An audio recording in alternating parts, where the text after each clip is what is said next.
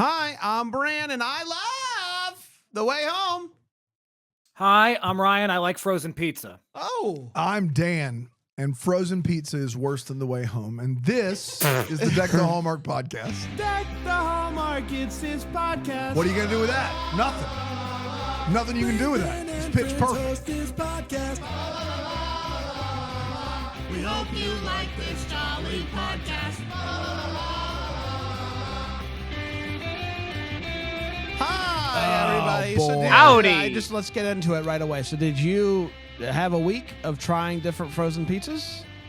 Listen, I never said that I don't like rising crust frozen pizza. That's never what I said. You know? Yeah. Bran, what's the one you like? What'd you call it? Oh my hecka? Freshetta. Yeah.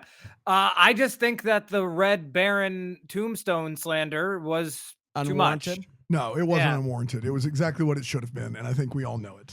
That pizza is for children. It's for children, and it's cheap, and that's why you give it to them. It's barely pizza. Another Thursday is here. How was your weekend, Ryan? It's It was the 23rd, so Yeah. Yeah. We had a party that we went to. Yeah. I'm bummed I missed the deckies. But you did watch the simulcast. What was your favorite part? What was the best bit? When Bran took his shirt off and started doing the Macarena, I thought that was incredible. Yeah. The Macarena, I didn't see it coming. We were still alive for that, huh? You know, it was a 90s Christmas got a mention, and Brand said, hit it. And then they hit it in the back right there, and he went just ham. Yeah. You can watch it on a loop if you, I mean, it's there. It's on film forever. Well, It's on film forever. There it is. unless we lose it, in the unless we ether. record it Yeah. over, we record over the VHS. There's nothing we can do. There's nothing we can do. there's We nothing we record can over the VHS. We're talking Way Home.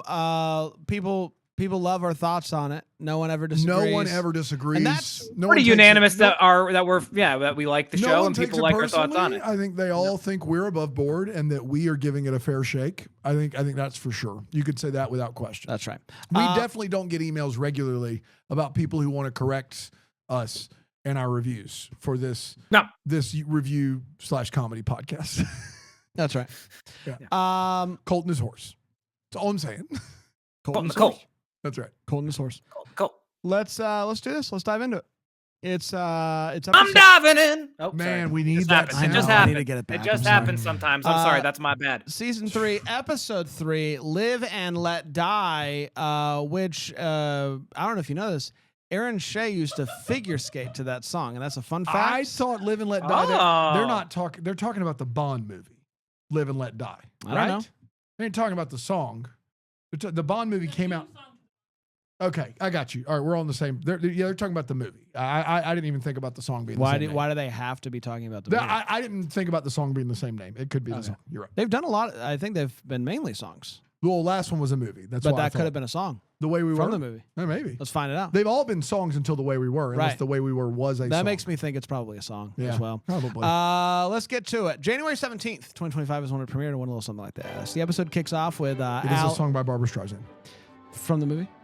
Probably, yeah. The episode kicks off with Alice asking Colton, "What are you doing in the water, bud?" And he's like, "I wasn't thinking straight. You know, I ran off after the funeral." And she's like, "And you had jumped in the pond?" And he's like, "Who can say? I mean, really, who hasn't in a time of crisis You got to. jumped in pond?" They then go and they check on Vic. He yells at Colton. So right back where we started with old Vicster over there, telling him it should have been him that died. Oh, woof. Elliot and Vic and Present get into a big argument. Vic says that he refuses to let the engagement ring go to a Landry, claiming the Landrys have always used us. Elliot says, "It's my ring now. You gave it to me. It's my house now. I paid you for it. Get out of here." All right. Leave it on the doorstep. That's right. Back the in heck out. 74, Alice goes with Colton to Coils to join a group of folks remembering the old Rickster. They sing some songs and they see the hearse drive by, and Alice locks eyes with Vic. Kat and Elliot are making out in the clubhouse, as we call it, when they discover some jazz music playing and a bottle of Pinot.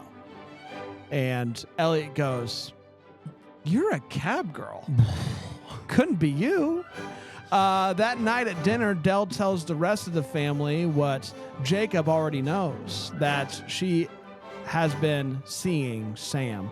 Kat responds, in the clubhouse. In the clubhouse. Well, we also have some big news. I'm going to be moving in with Elliot. Dell is shocked by this and gets upset and is like, you do what? Like, you need to be here for your daughter. She's leaving in September. And Kat's like, I'm going to be next door. They begin to argue, and everyone scurries off. Kat and Alice figure out that there's another book that they should pour wine on.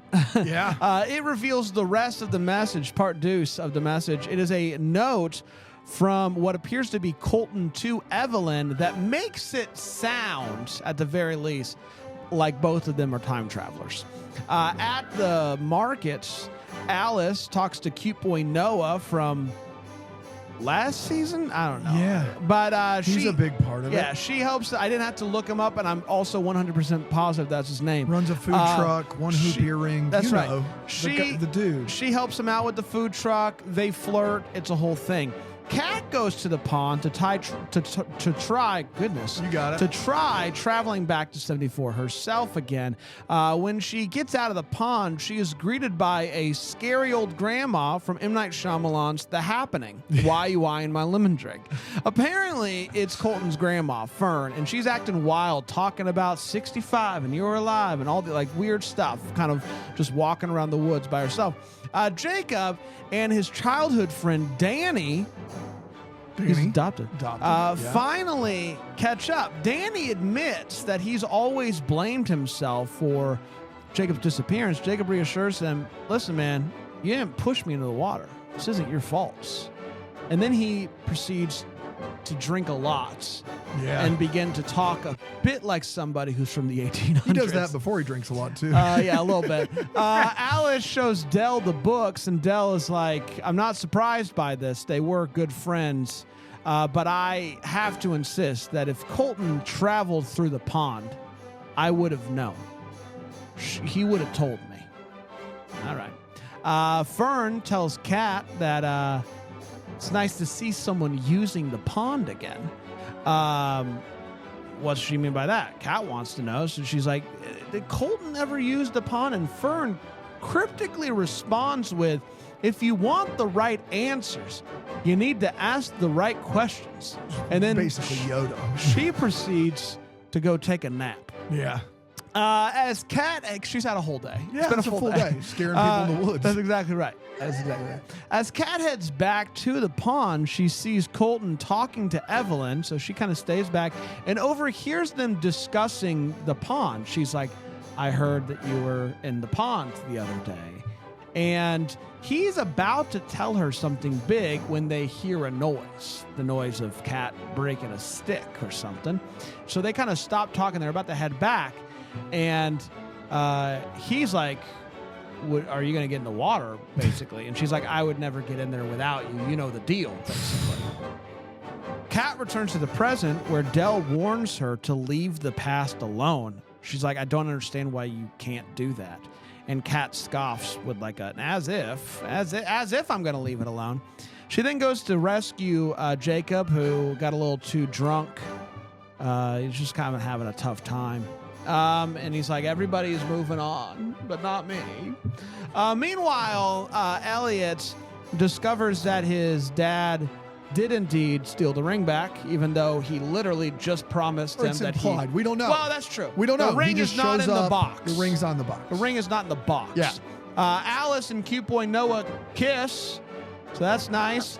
Someone from her own time and year. That's great. We love to see it. And not her father or grandfather. As far as we know. Yeah. As far as we know. As far as we know. As far as we know. There's still time. Literally anything There's could always happen. still time. There's always still time. Finally, Kat and Alice go to the archives to search for some more answers in the batch of boxes that Casey brought over. And inside, she's remembering that Grandma was talking about 1965. So they're kind of looking for clues revolving around 1965. And they find a flyer that talks about voting to fill the Landry Pond back in 1965. And that, my friends, was The Way Home, Season 3, Episode 3, Live and Let Die. We did it. We did do it. Let's take a quick break. We'll come back, and we will break this episode down with 4 segments here on Deck the Hallmark.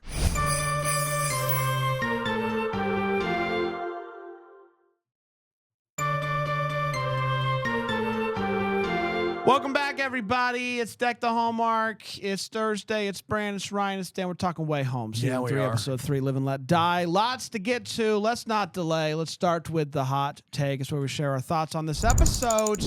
Ryan, what'd you think? A lot of characters in this show. There's a lot of characters in this show. Bran, it's like when they do those ensemble films and you get really stressed about writing the recap. Yeah, man. And we've reached that. We're getting to Cherry Lane level. Yeah, we are. Yeah. There is a lot happening. This is a very heavy episode of TV. Not a lot. I said week 1 that no more lobster socials. We don't have enough time. I could have used a lobster social. Oh, that would have been great. Yeah, remember that horse doctor? Where do you wear him? Who's this crazy lady in the woods? That's right. Pass the butter, please. Like, for as much as I want the plot to move on this show, I really do. We said this last week. They're trying to course correct, right? And whether or not that's working is up to interpretation. But I also think they're running the risk now of like overcorrecting because course correcting. Yeah. Because like just pacing is gone. Like, and I don't mean that like, so last season it was very slow, methodical. All the 1800 stuff was a snooze, at least for us. I mean, just so much is happening and there's so many people.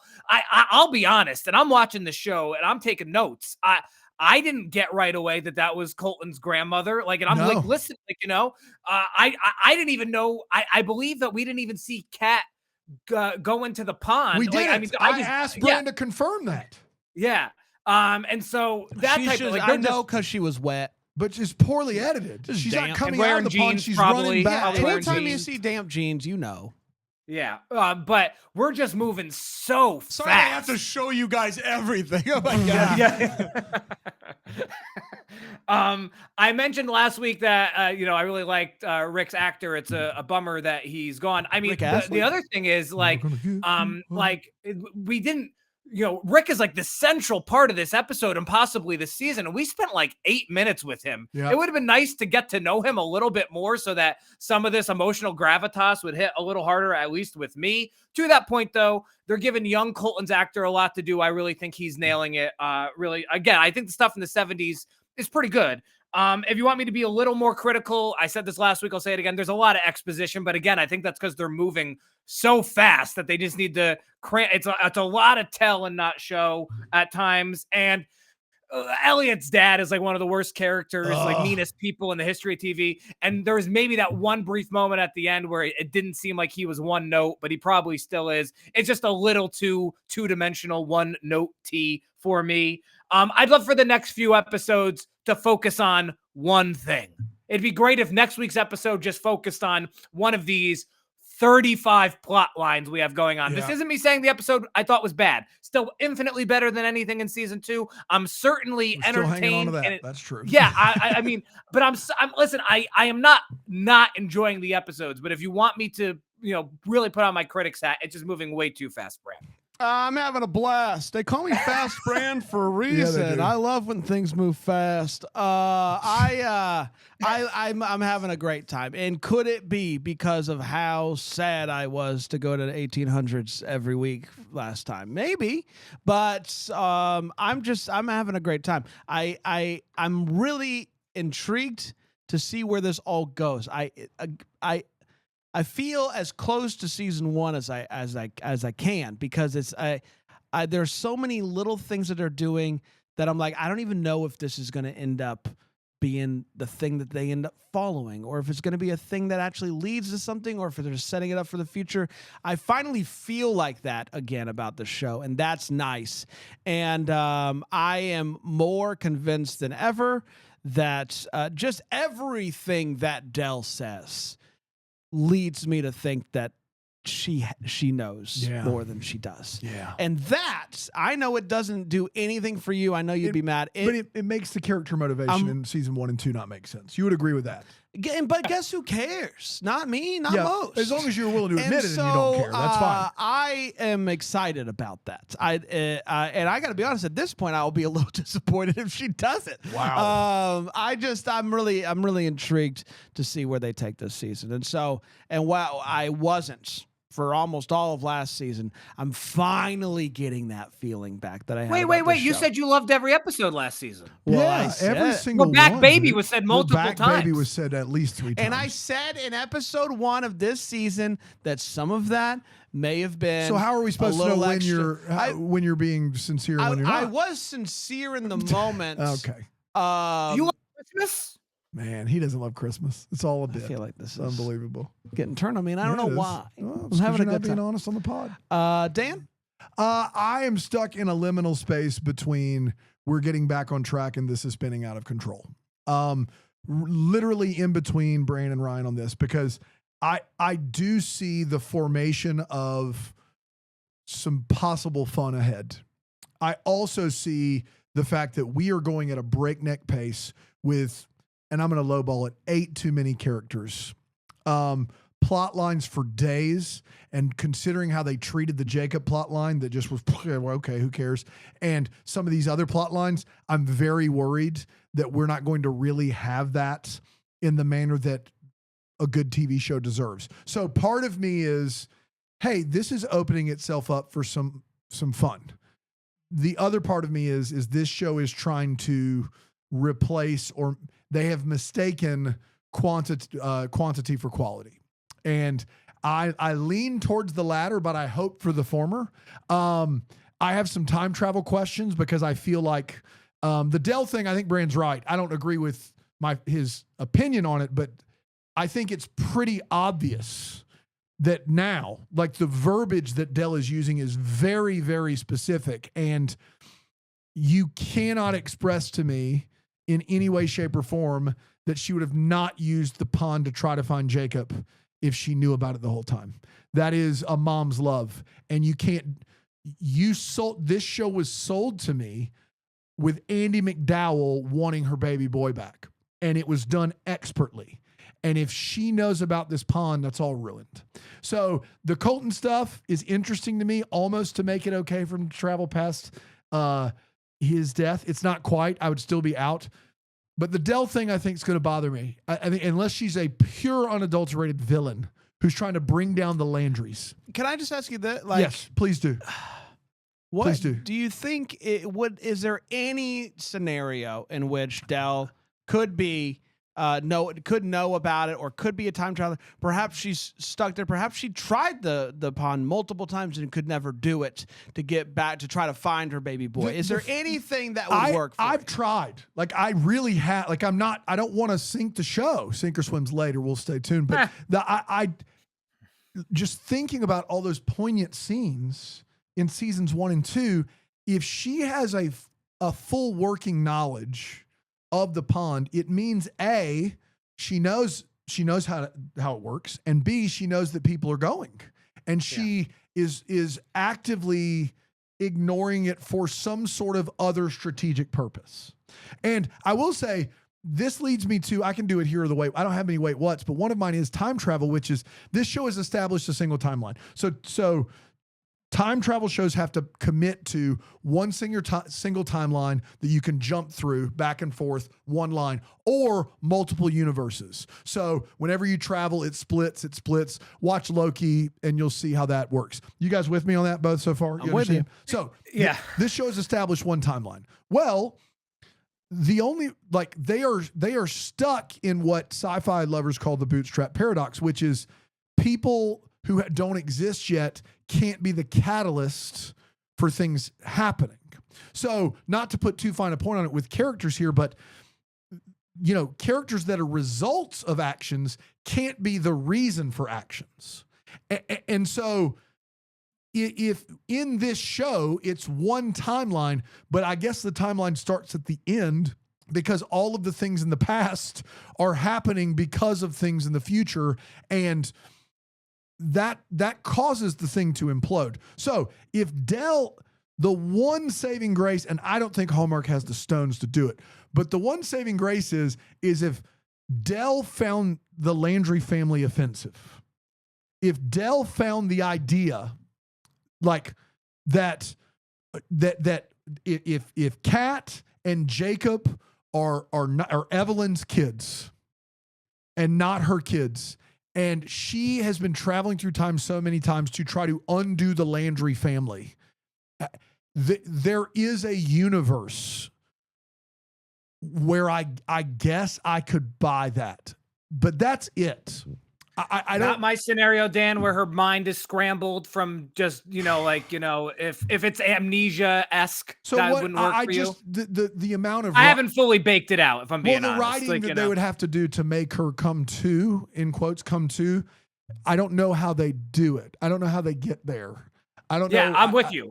Would it not be, in your mind, would it not be enough for Dell to have time traveled or whatever, or even not, but she learns that Colton time travels, and at the end of the time, Colton and her make a promise. We're never going to time travel. We're not going to tell anybody about time travel. We're never going to do that again.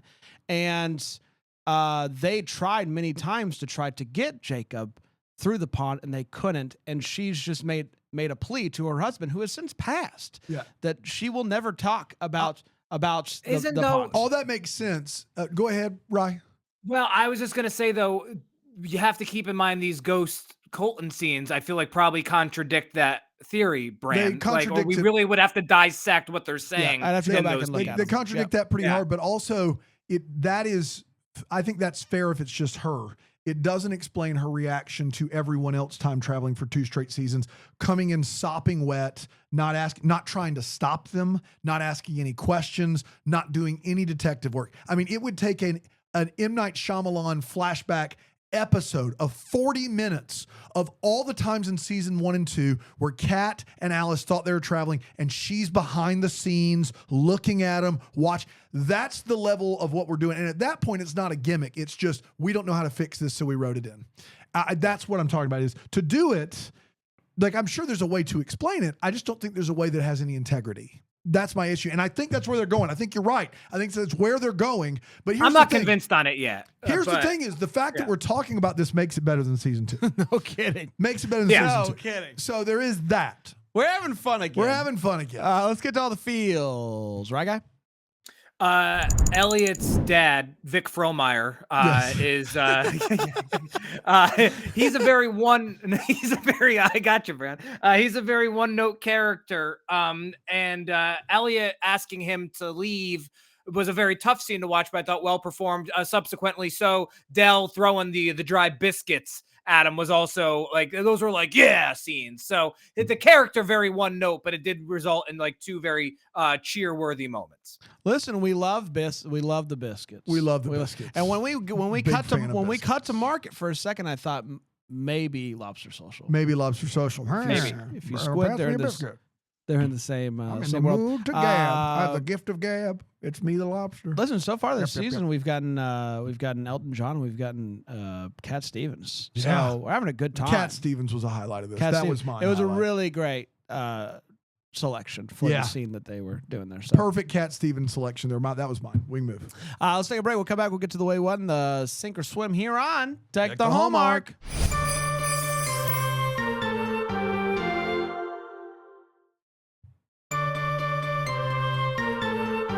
Yep. Here we go. We're back. Let's get to the wait what. Is what we talk about. What in this episode made us go wait what, Ryan?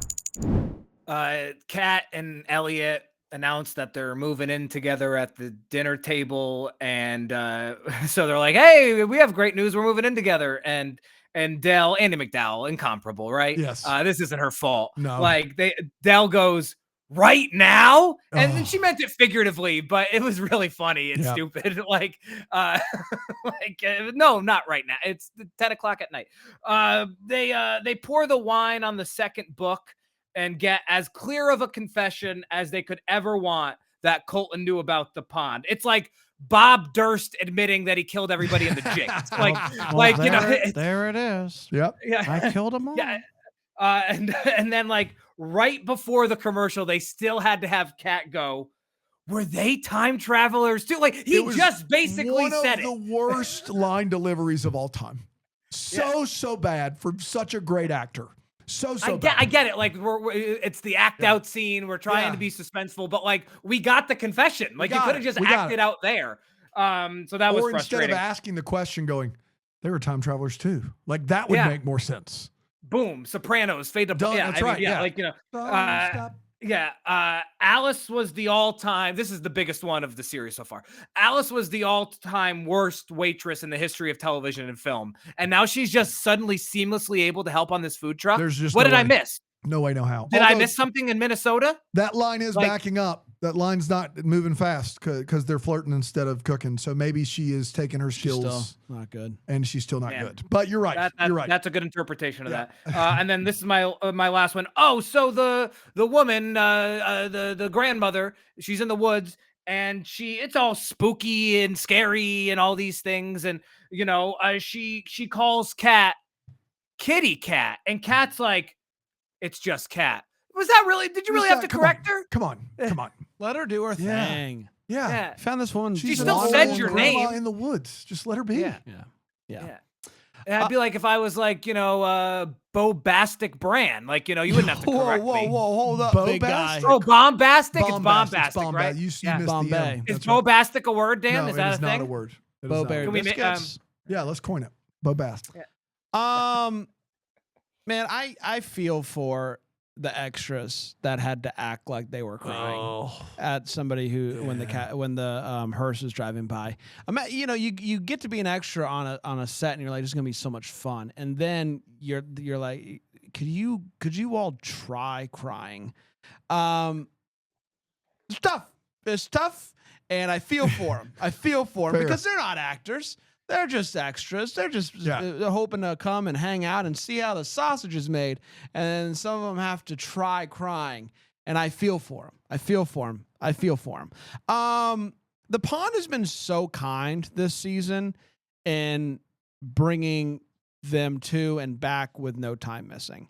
And that's been a really kind thing for the Pond to do. Shout out to the Pond above and beyond this Pond year. takes you where you need to go. And this season, that's right. It's right there. The timelines are perfect. And that's great. And I love that for them. Can you imagine waiting in line for a food truck? You're already pretty mad about that. And some punk teenager walks to the front of the line and starts talking to the person who's working. No one said a thing to her. No way, no how. No one said a thing like, hey, back of the line, kid. No one said anything. They're just better than all of us. Canada's nice Canadians people. are just nice. Right. They're thinking it, but they're not going to say it.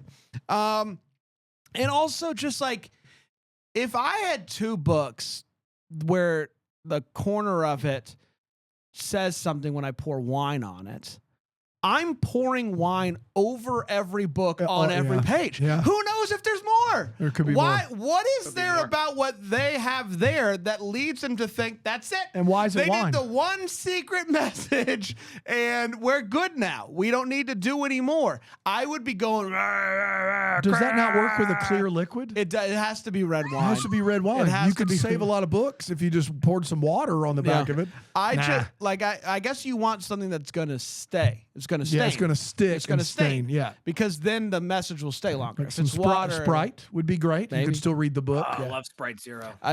Shout out to a Red Baron pizza and Sprite Zero. You know what I'm talking about? Ryan, living large, amen. If you came across two books where one section of them gave you secret message, would you not go nuts just pouring stuff on liquids on books? Not if it was Sprite. I would use a different drink. Yeah, but of course. Yeah. Well, maybe Sprite sugar, but Sprite Zero, no. Would not. They call it Sprite sugar. That's what Sprite they call sugar.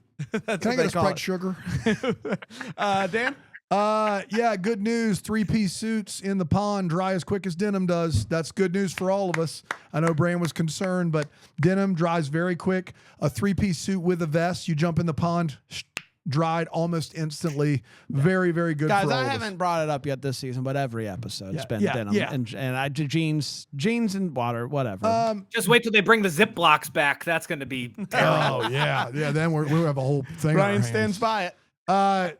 So Jasper Coyle, who owns Coil of Coils. Yeah. At one point, they're talking about doing something in this episode, and he goes, I would do this, but you guys don't need an old coot like me getting involved. How old does Jasper think he is? Because old coot is 60 plus minimum, probably 70 plus. And Jasper Coyle moved from the States to Canada to dodge the draft, which didn't start until 1969 for men 18 to 25 years old. So the youngest he is 22. The oldest he is 29. Jasper Coyle is in his 20s calling himself an old coot in this episode. Yeah. Brutal. Just brutal, Jasper and writers. Just be better. Hey, Jake, buddy, they don't know you grew up in the 1800s. That's the whole thing, is you can't just toss in, this is pre-drunk, you can't just toss in 1800s vernacular on purpose and not expect to get looked at like a crazy person. Like you can't do that. You can't, that's not how that works. And then lastly, fairly serious, wait, what? But what I talked about with time travel earlier, having one timeline, at least if you follow the rules of it, they've established that you can't change the future. Everybody agree with that? You agree with that? I think so. No matter how many times they go find Jacob, he ends up leaving, and no matter. Okay. So everybody agrees you can't change the future. But they also are saying that they have changed the past, because they're saying that Alice is responsible for Colton being alive. The granddaughter of Colton, who is not going to exist for 20 some years, is responsible for him being alive to marry Dell and to have Kat, who has Alice. That does not fly. It doesn't work. You can't save the life of the person that created you. This isn't a sermon, if you can believe it, but you can't do that. That doesn't work, which you said at the end of last episode does lend itself to go, is Alice Colton's granddaughter? Is Kat really Colton's daughter? Because if we're here, like, the premise of the show has always said that Colton wasn't going to get in that car regardless, right? Like, if Alice goes back or not, Colton isn't getting in that car. He isn't. Alice didn't save his life. That was what happened, and that was what was going to happen, not because of Alice, but because that is the timeline. You can't change the future, can't change the past, one timeline. In this particular instance, we're led to believe that the granddaughter of someone saved the person that would later basically create them. And you can't do it. You can't do it. You have to give me a time travel explanation for that follows the rules of time travel. And I'm not super confident they're going to give me one. That's all I got. It's time for sink or swim. Clear rules are clear. Right?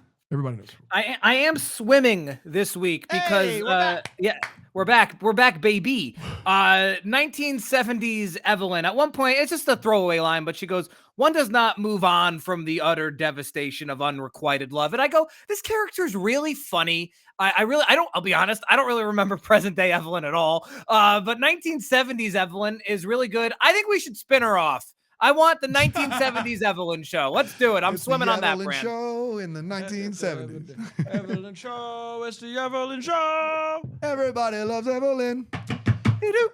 Yeah. Listen, I'm intrigued with how they brought. We've been in 74 now for at least 3 episodes, for at least a couple seconds. They bring up 65.